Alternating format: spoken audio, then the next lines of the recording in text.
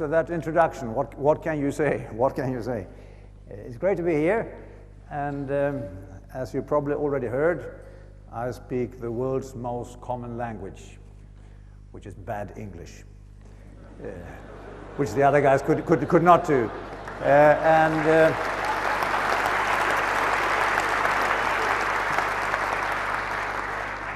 you know, when addressing international audience like this, there are two difficulties actually. The first one is for language reasons, why it might be hard to get through, because English is not a very easy language. Do you actually know what English word is written up here? What does it say in English? Exactly, thank you. Fish. It says fish. And I can prove it to you because you have the F from enough, you have the E from women, and you have the sh from station. So that might very well be enough. So it's not easy. It's not easy. So that's the first thing why it's difficult. And the second one is because people come from different countries with the different opinions, with different views of looking at things.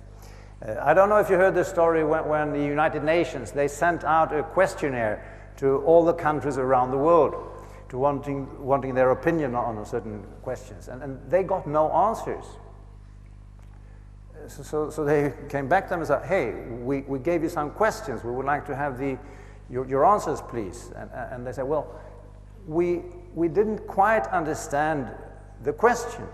So if we shall be able to answer the question, we must be able to put one question back to you. And the question that they had got was this one, where they said, please give us your honest opinion about the best solution of the problem with the shortage of food in the rest of the world. And they had no answers, and then they said, okay, give us one question back then, in order to be able to answer the question. So which question would that be? And then it came from Africa. They said, what is food? And the question back then from Pacific Islands was, what is problem? And the question back from Eastern Europe was, what is honest? And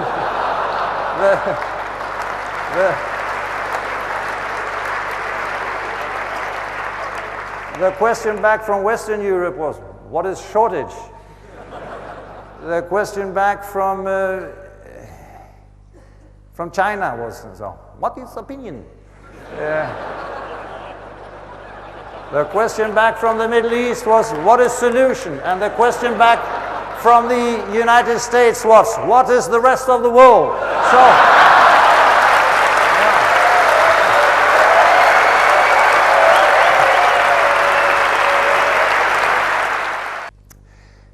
and most of you said that right mental attitude is important, and I think it is. And I did some work with companies who want to implement what they call an HPC culture. HPC then standing for high performance culture, where the thinking then very much is that don't limit your challenge, but challenge your limit. All the time to try to challenge your limit. Because the interesting thing then is that the limits move. When you challenge them, they move, they move, they move, and we move forward.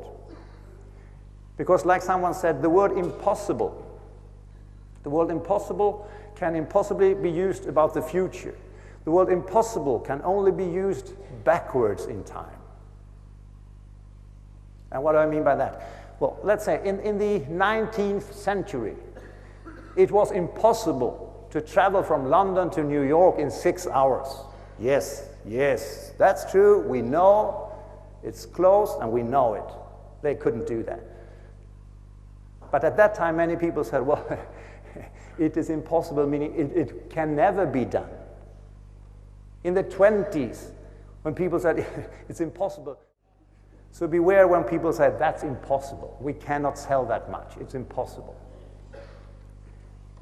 And then the way of thinking, or the attitude that people have to have then very much is the one of,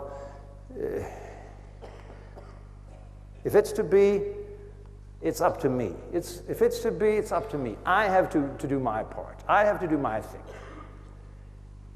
And then there are small details often that matter and that are very important, as we will see. And you said you think that attitude is important. And then another question would be, what do you think? Either you could say that people are people, you can't change them. I mean, if they have a bit of a negative attitude, they have. And they have been that way now for 48 years, so nothing much will change them. Or you could say, no, I don't think that. I think actually you can change people's minds and people's attitudes.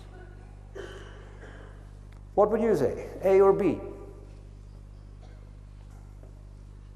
B, yeah, I strongly believe in B in most cases. And most cases you can change people at least a little bit, and that's the interesting part, because very often a little bit is enough.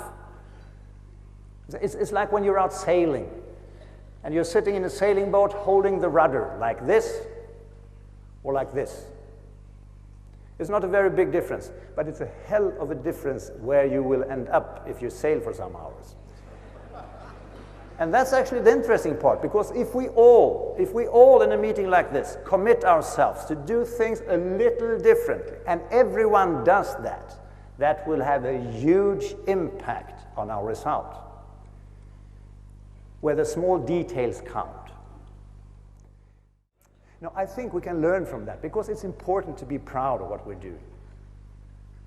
Remember what Walt Disney said? He started with a pen, drawing a mouse. People laughed at him, and he said, if you can dream it, you can do it.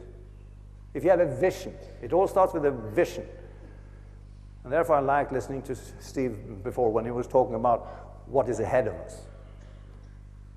Ingvar Kamprad, the guy who founded IKEA, he says, the fantastic thing is that most things haven't been done yet. Most things haven't been done yet. It's all there in the future. It's all waiting for us to be done. History is waiting to be written. It has not been done yet, but we have to have visions. Then it's also important that when it's more difficult, it's more fun. The team that wins the 4th division in football, they advance to 2nd division. Can they play easier matches? No. It's getting tougher, but that's the whole thing. That's what it's all about. Strategy and tactics concerns all. Everyone has to, even Beckham, before a game with Real Madrid, he has to sit there, listen to today's strategy. Strategy. I've listened to so many strategy talks. I mean, we shall score one more goal, then we'll let in. Or is there anything different today? No.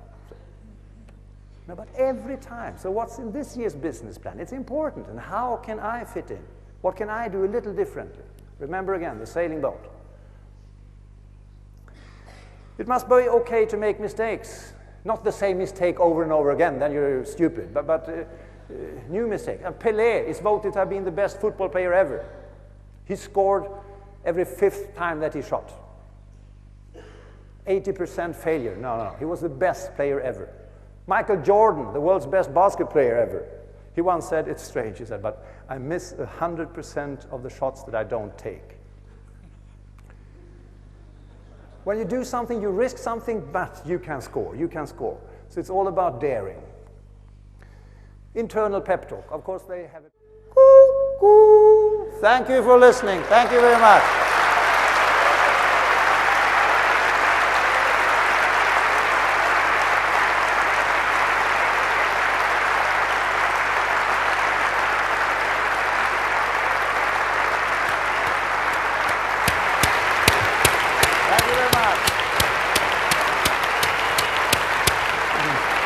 Thank you very much.